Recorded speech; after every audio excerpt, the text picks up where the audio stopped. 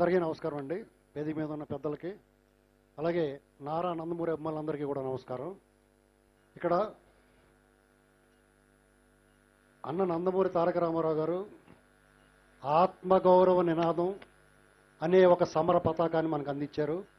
ఇవాటి వరకు కూడా అది రెపరెపలాడుతూ ఉంది. అలాగే చంద్రబాబు నాయుడు గారు ఆత్మవిశ్వాసం అనే కవచాన్ని ఇచ్చారు మనకి. అదే అలవేళలా కాపాడుతూ ఉంది. ఇవాళకి నాకు 16 ఏళ్ల వయసు ఉన్నప్పుడు చంద్రబాబు నాయుడు గారు మొట్టమొదటిసారిగా ఎమ్మెల్యేగా ఎన్నికయ్యారు. ఇవాళ ఈ ప్రయాణంలో, ఈ ప్రస్థానంలో చంద్రబాబు నాయుడు గారి గురించి మీరు ఏం చెప్పదలుచుకున్నారంటే ఒకే ఒక మాట: రేపటి వెలుగుల కోసం చీకటితో యుద్ధం చేసే శ్రామికుడు, సైనికుడు అని చెప్పేసి మనం చెప్పదలుచుకున్నాను. ఎందుకంటే అనేక కష్టాలు అయిన వాళ్ళు, కాని వాళ్ళు, సూటిపోట్లు, వెక్కిరింతలు, ఎగతాళి, ఎక్కసెక్కాలు, జుగుప్సాకరమైన వ్యాఖ్యలు, వ్యక్తిత్వ హననాలు ఇవన్నీ తట్టుకుని దూషణ భూషణ తిరస్కారాలకు అతీతంగా ఒక ఋషిలా, రాజర్షిలా, యోగిలా ఆయన నిల్చున్నాడు చూడండి. అది మనందరికీ ఆదర్శం. మనం తాత్కాలికంగా నాతో సహా చాలామంది ఆయన సహనాన్ని, సంయమనాన్ని మనం అసహనంతో ఆయన్ని వెక్కిరిస్తున్నాం, విమర్శిస్తున్నాం, తీవ్రంగా మాట్లాడుతూ ఉన్నాం. కానీ ఎప్పటికైనా అదే ఒక మనకి బలమైన అస్త్రం అనేటువంటిది ఆయన మొత్తం ప్రయాణం మనకు చెప్తా వచ్చింది.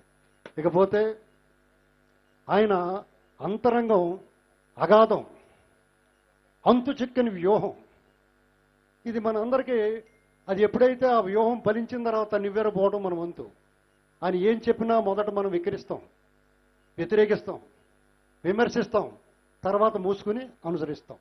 ఇదంతా దేశమంతా మనం 20-30 ఏళ్ళ నుంచి చూస్తూ ఉన్నాం. మనమంతా ఇక్కడ ఆయన పట్ల మనం ఒకటే ఒక మాట: ఈ చంద్రబాబు నాయుడు గారి విషయంలో ఈ 75 సంవత్సరాల ఈ వజ్రోత్సవ జన్మదిన వేడుకల్లో చంద్రబాబు నాయుడు గారికి మనం ఇచ్చి నివాళులు కానీ, ఇటువంటి వేడుకలు కానీ చాలా తక్కువ. ఎందుకంటే మన తెలుగు వాళ్ళకి ఎన్టీ రామారావు గారు, అలాగే చంద్రబాబు నాయుడు గారు ఒక లెజెండరీ పొలిటీషియన్స్, లెజెండరీ లీడర్స్, ఆరాధ్య దైవాలు. ఇటువంటి వ్యక్తులు మనం ఖచ్చితంగా కాపాడుకోవాలి. వాళ్ళ చేత చంద్రబాబు నాయుడు గారు నిరంతర శ్రామికుడు, నిత్య కృషి, వీళ్ళు అతని చేత మనం పని చేయించుకోవాలి. ఒక్కోసారి మనం ఆ పనివాడిని వదులుకుంటాం. మనం పనివాడిని వదులుకున్న తర్వాత మనం శిక్ష అనుభవిస్తాం.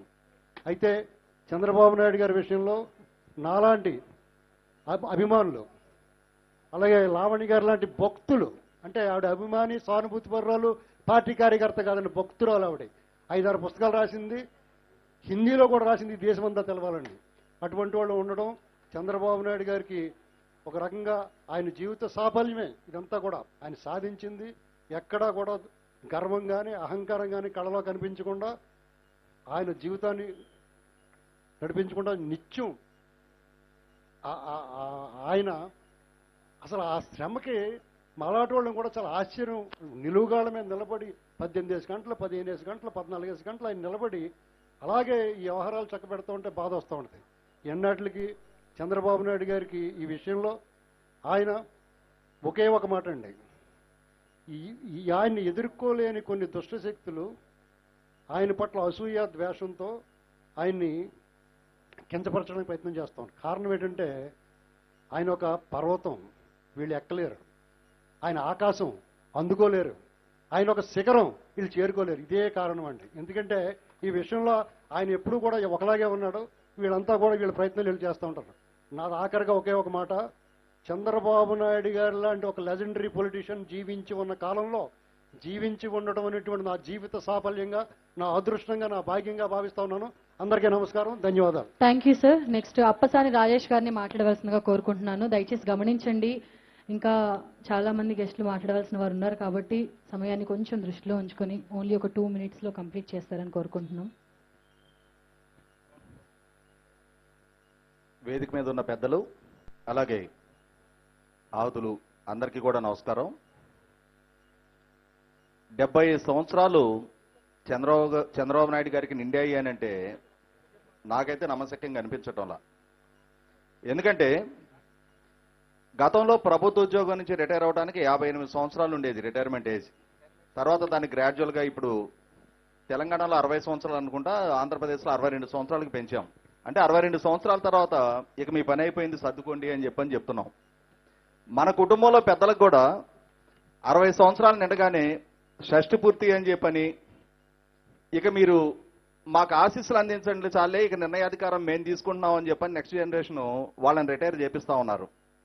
కానీ 75 సంవత్సరాలు నిండిన చంద్రబాబు నాయుడు గారిని మాత్రం ఇంకొక 3 దఫాలైనా సరే ఈ రాష్ట్రాన్ని నువ్వే పరిపాలించాలి, నీ సేవలే మాకు అవసరం, నీ చేతిలోనే మా భవిష్యత్తు, మా బిడ్డల భవిష్యత్తు, ఈ రాష్ట్ర భవిష్యత్తు కూడా సుస్థిరంగా ఉంటుంది అని చెప్పని ఆయన్ని మాత్రం ఆయురోగ్యాలతో ఉండాలి అని చెప్పని కోరుకుంటున్నాము అని అంటే దట్ ఈజ్ చంద్రబాబు.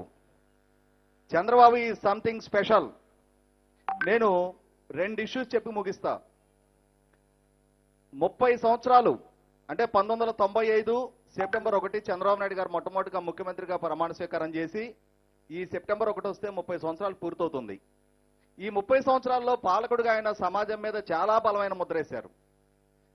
ఒక్కొక్క రంగం గురించి మనం చెప్పాలి, విడమర్చి ప్రజలకు అర్థమయ్యేటట్టు విశ్లేషించాలి అని అంటే ఒక్కొక్క అంశమే కొన్ని గంటల పాటు వివరించి చెప్పగలుగుతాం. అన్నిటి గురించి చెప్పి ఇక జాలిలో ముగించని చెప్పని మీ అందరితో కూడా అనిపించుకోను. ఒక 2 ఇష్యూస్ మెన్షన్ చేస్తాను నేను. ఈ రోజు తెల్లవారుతూనే మనందరం టీవీలో ఒక వార్త ఫ్లాష్ అవడం చూసాం. చంద్రబాబు నాయుడు గారి జన్మదిన కానుకగా ఉపాధ్యాయ ఉద్యోగార్థుల కోసం 16,347 టీచర్ నియామకాల డిఎస్సి నోటిఫికేషన్ విడుదలైంది అని చెప్పని. ఈ డిఎస్సి చరిత్ర ఒక్కసారి చెప్తా నేను. ఎన్టీ రామారావు గారు ముఖ్యమంత్రిగా పదవి బాధ్యతలు చేపట్టడానికి ముందు ఆ రోజుల్లో జడ్పీ చైర్మన్ల దయాదాక్షిణ్యాల మీద ఉపాధ్యాయ ఉద్యోగాల నియామక ప్రక్రియ జరుగుతూ ఉండేది.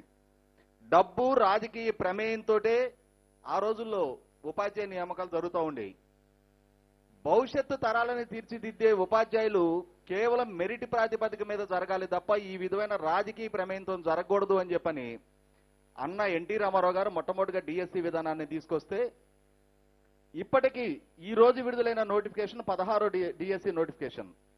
ఈ 16 డిఎస్సి నోటిఫికేషన్లో అన్న ఎన్టీ రామారావు గారి హయాంలో 3 నోటిఫికేషన్లు అమలు జరిగాయి. వైఎస్ఆర్ గారి హయాంలో 2 నోటిఫికేషన్లు, కిరణ్ కుమార్ రెడ్డి గారి హయాంలో 1 నోటిఫికేషన్. అంటే ఈ అవుట్ ఆఫ్ 16 6 నోటిఫికేషన్లు 3 ముఖ్యమంత్రుల హయాంలో అమలు జరిగాయి. 5 సంవత్సరాల జగన్మోహన్ రెడ్డి పరిపాలనా హయాంలో 2024లో 1 నోటిఫికేషన్ విడుదల చేశాడు. అది కోడ్ ఆఫ్ కండక్ట్ మూలన అది కూడా షెడ్యూల్ రద్దు చేయటం జరిగింది. మిగిలిన 9 నోటిఫికేషన్లు చంద్రబాబు నాయుడు గారి హయాంలోనే అమలు జరిగాయి. ఇవాళ మనం ఐటీ ఎనేబుల్డ్లో లక్షల ఉద్యోగ కల్పన జరిగింది అని చెప్పుకుంటున్నాం తప్ప 180,000 మంది ఉపాధ్యాయ నియామకాలు చంద్రబాబు నాయుడు గారు ఎన్టీ రామారావు గారి హయాంలో జరిగాయి. విద్యా వ్యవస్థని ఇంత బలంగా నిర్మాణం చేసుకుంటూ వచ్చిన నాయకులు బహుశా నేను అనుకోవడం ఆంధ్రప్రదేశ్ రాష్ట్ర చరిత్రలో ఎన్టీ రామారావు గారు, చంద్రబాబు నాయుడు గారు మాత్రమే.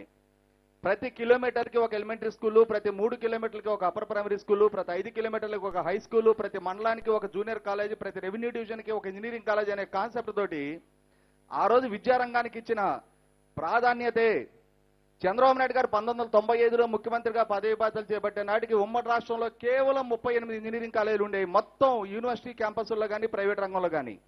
అటువంటి స్థాయి నుంచి 1999లో ఒకే రోజు 350 ఇంజనీరింగ్ కాలేజీలకు అనుమతులు ఇచ్చి ₹1 అవినీతికి ఆస్కారం లేకుండా ఇవాళ లక్షలాది మంది యువత ఇంజనీరింగ్ విద్యను అభ్యసించి ఇవాళ దేశవ్యాప్తంగా, ప్రపంచవ్యాప్తంగా తెలుగు వాళ్ళు విస్తరించగలుగుతున్నారు అని అంటే దానికి బీజం వేసింది చంద్రబాబు నాయుడు గారు. ఈ 2 చాలు. అంటే ఈ సమాజం మీద ఎంత బలమైన ముద్ర ఆయన వేశారు. రేపటి తరాన్ని తీర్చిదిద్దే ఉపాధ్యాయ నియామాలకు ఆయన ఏ విధంగా ప్రాధాన్యత ఇచ్చారు.